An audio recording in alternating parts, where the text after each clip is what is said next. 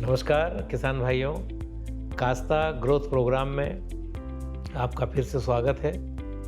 हमने चने के मामले में पहले बुआई के पहले इनकी वैरायटी वगैरह इस सब की चर्चा कर ली है और ज़्यादातर खेतों में चने की बुआई भी हो गई है। आज चने में जो समस्याएं आ रही है या जो आएंगी उनके बारे में हम चर्चा कर लेते हैं। नंबर 1, चने में अक्सर एक बात का बहुत बड़ा टेंशन होता है किसान भाइयों को कि चने में एक रोग आता है जिसको उगरा रोग कहते हैं। उगरा, विल्ट, एक फ्यूजेरियम नाम का एक फफूंद है जो जड़ों पर अटैक करता है और उसके कारण खड़े पौधे सूखने लगते हैं। कहीं उगरा, कहीं इसको बोलते हैं निमाड़ मालवा में उमलना, चने का उमलना। तो ये एक फफूंदजन्य बीमारी है। वैसे जिन किसान भाइयों ने बुआई के समय दवा से उपचार किया है बीज को, वहाँ ये कम आती है। जिन किसान भाइयों ने बीज उपचार के साथ साथ अगर खेत पर यानी मिट्टी पर भी इन दवा का स्प्रे किया है तो वहाँ ये बीमारी बिल्कुल भी नहीं आती है। फिर भी खड़ी फसल में ये समस्या नहीं आए उसके लिए आपसे निवेदन है कि कुछ उपाय मैं आपको बता रहा हूँ, ये हम अभी भी कर सकते हैं। नंबर 1, एक दवा आती है, बड़ी सुरक्षित दवा है, ट्राइकोडर्मा विरिडी। ट्राइकोडर्मा, इतना सा याद रखें आप। ये एक पाउडर भी आता है, ये एक लिक्विड भी आता है। तो जो अपने यहाँ उपलब्ध हो जाए हम इसका उपयोग करें। और उपयोग करने का तरीका ये है कि इसे हम प्रति पंप, जो 15 लीटर का पंप है उसमें हम इसे 40 ग्राम तक ले सकते हैं। 15 लीटर में 40 ग्राम। इसका स्प्रे ऐसा करना है कि पौधे तो भीग जाए और पौधे के पास की मिट्टी भी भीग जाए। यानी जल्दीबाजी नहीं करना है, स्लो चलते चलते, धीरे धीरे चलते हुए स्प्रे करना है ताकि पौधे से निथर करके ये दवा हमारी मिट्टी पर भी गिरे। तो जितनी जल्दी ये दवा जड़ तक पहुंचेगी उतने अच्छे हमको रिजल्ट मिलेंगे। तो ये ट्राइकोडर्मा ये जैविक दवा है। और दूसरी फफूंदनाशक दवाइयाँ भी काफ़ी मौजूद हैं, जैसे टेबुकोनाझोल। टेबुकोनाझोल दवा ये रसायन में है। प्रति पंप 20 ml लेना है, 15 लीटर में 20 ml। इसका स्प्रे ऐसा करें कि पौधे के साथ में पौधे के पास की मिट्टी भी भीग जाए। ये सिस्टेमिक फफूंदनाशक है, ये पूरे सिस्टम में फैल जाता है, इसमें कोई शक नहीं। मगर फिर भी हम कोशिश करें कि पौधे के अलावा पौधे के पास की मिट्टी भी अगर इससे भीग जाती है तो ये बीमारी आगे नहीं बढ़ती है, कंट्रोल हो जाती है। तो एक तो ये जो बीमारी है उगरा रोग, जो कि फफूंद रोग है, इसकी मैंने आपको ये एक महत्वपूर्ण बात बताई। इस समय एक और काम किया जा सकता है जो करना चाहिए। ऐसी दवाओं को छींटने से पहले एक काम किया जाना चाहिए। 25 दिन का अगर आपका चना हो गया है, 30 दिन का भी हो गया हो, कोई बात नहीं, फूल की अवस्था के पहले ही हमें एक काम करना है कि चने के पौधे की जो सबसे ऊपर की जो कुपल है, टिप, इसको तोड़ लेना चाहिए। जो चने की भाजी जो बाज़ार में आती है ना, वो बहुत अच्छी चीज़ है।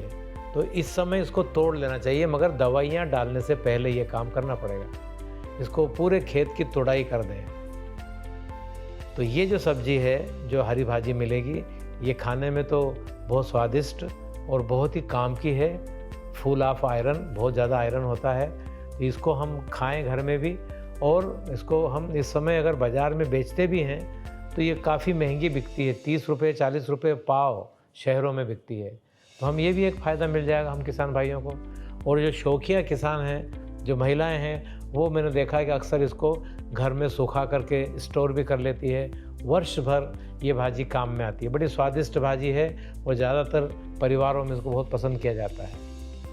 इसके फ़ायदे क्या हैं? एक फ़ायदा तो ये हो गया कि हमको एक बड़ी अच्छी पौष्टिक सब्जी उपलब्ध हो जाएगी।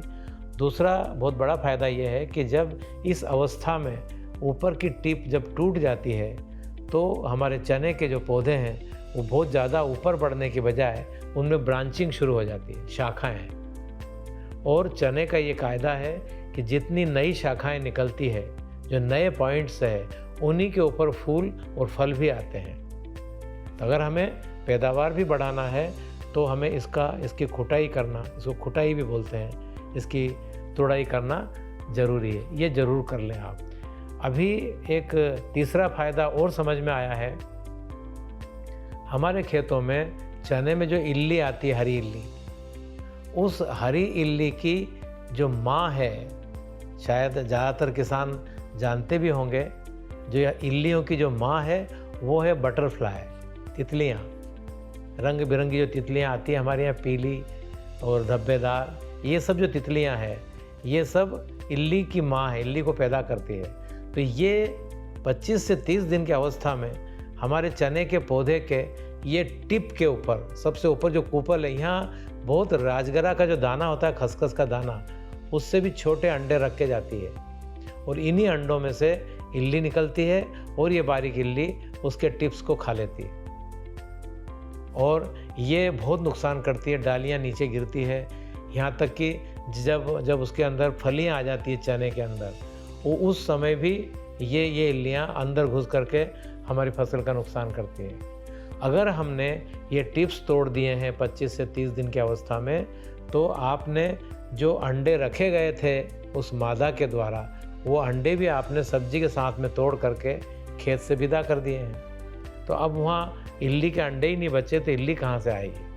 तो एक ये बहुत आवश्यक कार्य है जो चने के उसमें करना चाहिए, उसकी भाजी को तोड़ना। एक और विशेष बात, ये जो हरी इल्ली जो मेन समस्या है कपास हमारे चने की, इसका कंट्रोल करने का एक और बड़ा अच्छा जैविक तरीका भी बताया जाता है। वो ये है कि चने की बुआई के ठीक बाद में, एक चना उग रहा उस समय एक काम किया जाता है। जो सफ़ेद ज्वार होती है, आजकल मिलना मुश्किल है, फिर भी अगर सफ़ेद ज्वार थोड़ी सी भी मिल जाए और इस ज्वार को अगर हम पूरे खेत में फेंक दें हल्का हल्का सा, तो इस ज्वार के दाने को पक्षी, ऊपर उड़ते हुए पक्षियों को ऐसा कहते हैं कि ये ज्वार के दाने दिखाई देते हैं। तो ये ज्वार के दाने ऊपर से देख लेते हैं और अगले दिन सुबह प्रातःकाल जब सूर्योदय होता है, उस समय ये पक्षी आकर के उस ज्वार को ढूंढने के चक्कर में आपके खेत पर आए, मगर वहाँ इनको दिख गई तुम्हारे खेत की इल्ली, तो ये ज्वार कौन खाए? इल्ली दिख गई, ज्वार को छोड़ करके वो इल्ली खाना शुरू कर देंगे। इस तरह से ये एक प्राकृतिक कंट्रोल है इस दुश्मन का, इस इल्ली का। कुछ किसान भाई बहुत अच्छे प्रयोग कर रहे हैं। अभी कृषि विभाग के माध्यम से उन्होंने एक ये सलाह मानी है कि हमारे चने के खेत में जगह जगह 8 जगह 10 जगह 1 एकड़ में अगर हम चने से ऊंची अगर कुछ खूंटियाँ गाड़ दें, कुछ लकड़ी के डंडे गाड़ दें हम इतने इतने ऊंचे, तो इन पर आकर के पक्षी बैठते हैं और ये पक्षी हमारे खेत की इल्लियों को ले करके और भाग जाते हैं। इस तरह से ये भी एक इल्लियों को कंट्रोल करने का एक बड़ा आसान सा उपाय है। जैविक के अलावा रसायन में तो बहुत सारे उपाय हैं। एक दवा बड़ी अच्छी है जो कारगर है, इमामेक्टिन बेंजोएट। इमामेक्टिन बेंजोएट दवा ज़्यादा लगती भी नहीं है, 8 ग्राम प्रति पंप या 80 ग्राम प्रति एकड़ इसको ले करके इसका स्प्रे करें। कहीं की भी इल्ली होगी इससे नष्ट हो जाती है।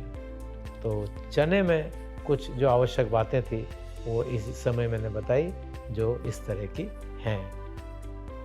कास्ता फार्मर्स ग्रोथ प्रोग्राम का उद्देश्य किसान भाइयों को सामयिक जानकारी मिलती रहे, समय के हिसाब से आज खेत में क्या करना है वो जानकारी, ताज़ा जानकारी हम देने का प्रयास करते हैं, ताकि किसान को अपना उत्पादन बढ़ाने के लिए जो चीज़ों की आवश्यकता है वो समय पर प्राप्त होती रहे। इसी के साथ हमने एक टोल फ्री नंबर भी दिया है 1800-270-1080। इस पर आप कॉल करके और अपनी खेती संबंधी समस्याओं का सुझाव प्राप्त कर सकते हैं।